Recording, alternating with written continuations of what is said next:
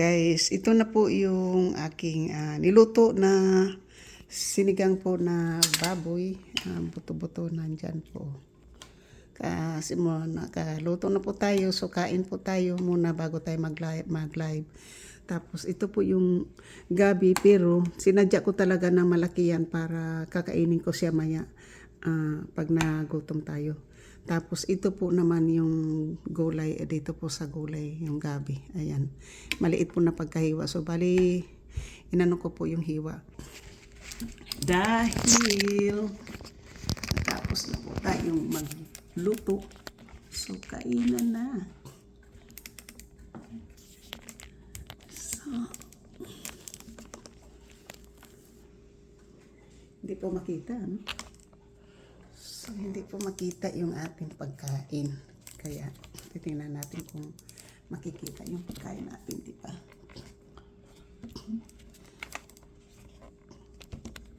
So, hindi po siya makita, guys. Hindi po makita yung aking pagkain. Hindi po siya makita po. So, kahit anong gagawin ko po, hindi siya makikita. So, ito yan na lang po. Ayan po. Medyo yan lang po ang makikita po sa ating video ko. Tingnan po natin.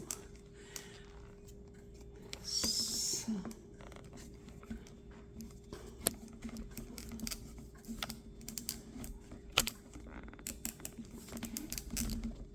hindi po talaga makita yung ating pagkain. Yan na lang po. Yan po, makikita po siya. So, since natapos na po tayo magluto, kainan na. So, kain po tayo. Ito po yung gulay po ng gabi na i-snack ko po siya mamaya kasi mukhang masarap. At ito naman po yung dito sa sinigang na gabi.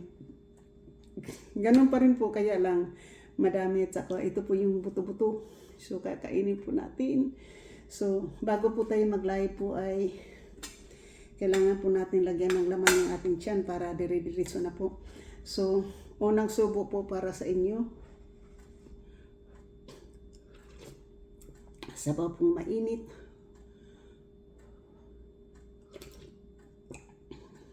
So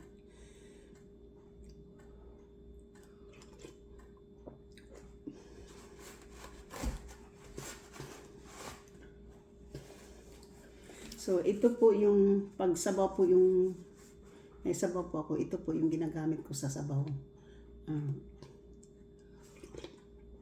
Kasi soap spoon po yan. Ganyan lang po. Tapos po, mayroon pa tayong dalawang, kumuha ko ng dalawa, at saka nandito po yung gabi. So, yan po kainin natin. Yung gabi po. Yung kanin ko po, hindi ko na ininit kasi mainit na yung sabaw.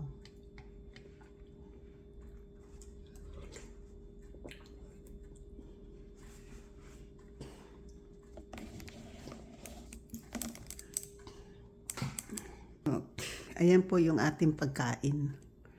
So, yan po, pagkain po natin ngayon. Kunting kanin, kunting ayan.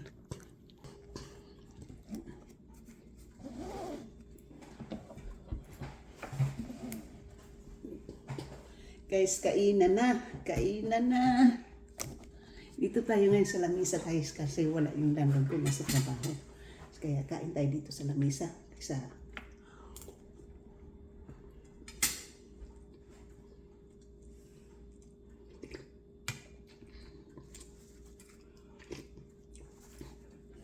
Hindi po ito matatawag na mukbang. Solo mukbang lang to po. So ngayon po, masarap talaga yung yan. Pag hindi po madudurog yung gabi po ay masarap. Yummy. Nilaga sa sabaw na karne baboy. Kaya masarap siya kasi may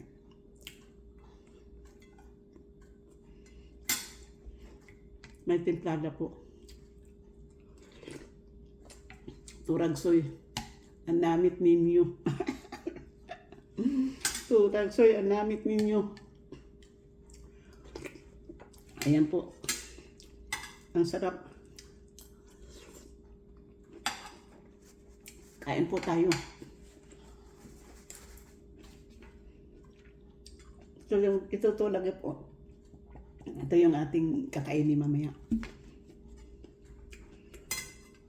Kasi hindi ko po nilagay lahat sa sinigang na baboy. O nilagay ko sa sinigang na buto ng baboy po, pero inuna ko muna yung kasi makapal.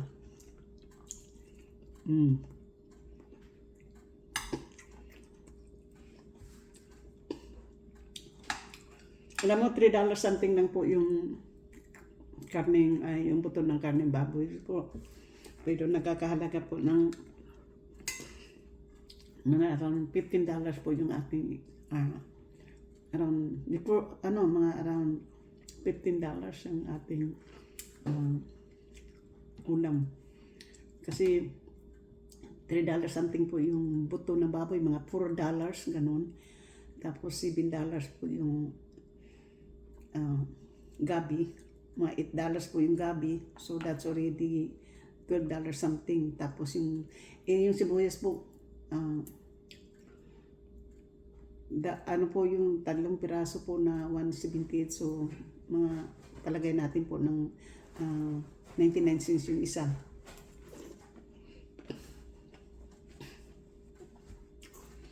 Tapos po yung itong dahon po na gulay ay nasa $2. So mga around $15 po mayroon na tayong ulam. Tapos yung kamatis po, 3 piraso po yun.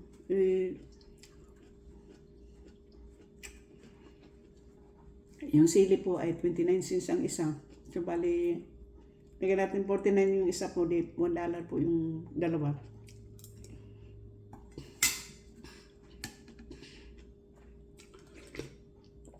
Sa halagang $10, halagang $15 po, lahat ng buong pamilya po ay makakakain na po. Ako naman po dahil ako lang po mag-isa, bali 6 na slice po itong karning baboy. Yung buto ng baboy po. Neckbone po ito, neckbone. Neckbone po yung balat ng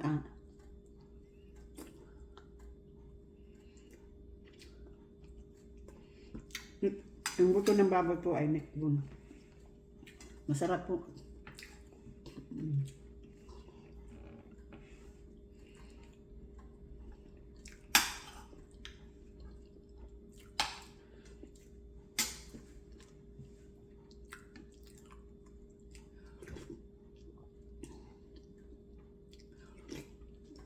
So, maaga po ako bumangon ngayon. Kapag luto ako, nakakain pa ako ng healthy, di ba? Ngayon po, pangatlong vlog ko ito. So, hanggang dito na lang po ako. Kasi matatapos na rin po ako. Shout out po sa aking mga minamahal na mga subscribers, silent viewers, sa aking mga new subscriber, sa mga sumusuporta po ng aking channel. Mega love shout out po sa mga OFW. Mahal na mahal ko po kayo. Sa aking mga members, super chatter. At sa mga lahat ng mga team, lahat ng mga team na sumusuporta ng aking channel, katulad ng Mama Sinya, Karen Suzuki, Ermin Omi, Santos TV, kay JC Pinariho, Team Pula, mega big shout pakasupport po. Tapos kay Kapanday, panoorin po nyo yung aking video, paninigay po ng donation po doon sa pera na galing po sa aking sponsor kay JC Pinariho. Panoorin po yung video ni Kapanday na ang pamamagat po, ang kauna-unahang tulong galing kay Ma'am Edita Bisaya in America. Yun ang kanyang tapos naman po, part 1 ang part 2 po yung kay Kapanday. Ang part 2 po ay ang tulong galing kay Ma'am Edita. Tapos yung kay Rosmaranan po, ang pamagat po ay blessing galing kay Edita Bisaya Life in America, GC Pinariho. So please support my katiwala po sa Pilipinas kay GC Pinariho. Pakisupport po yung kanyang channel po na Gado TV Timpula. Gado TV Timpula po. Kay GC Pinariho po yan. Nag-iisang sponsor at supporters ko po. Super chatter din. Tapos yung kay Kapanday TV Official, Kapanday TV Official po at Rose Maranan Vlog. Yun po yung tatlo na yan. Sana nasuportahan po nyo yung kanilang channel. At lalong-lalo na po si GC Pinariho, nagda-WH po siya. So please, please support GC's vlog po. Thank you po so much. Sana hindi po kayo magsawa sa suporta po sa akin. Please, don't skip the ad kasi para marami po ako matutulungan. Nakikita ko na po yung aking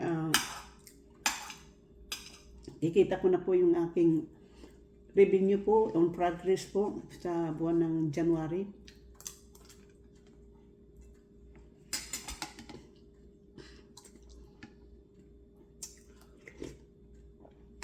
Sana po itong buwan ng February ay tapos sana po ay mapunta na po yan sa aking bank account po.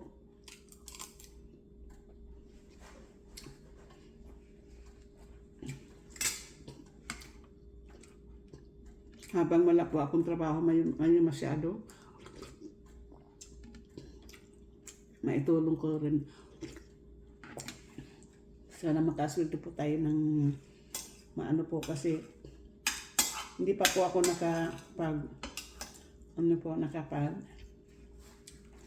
bigay ng pangalawang tulong po doon sa aking pabahay po kasi wala po akong income ngayon.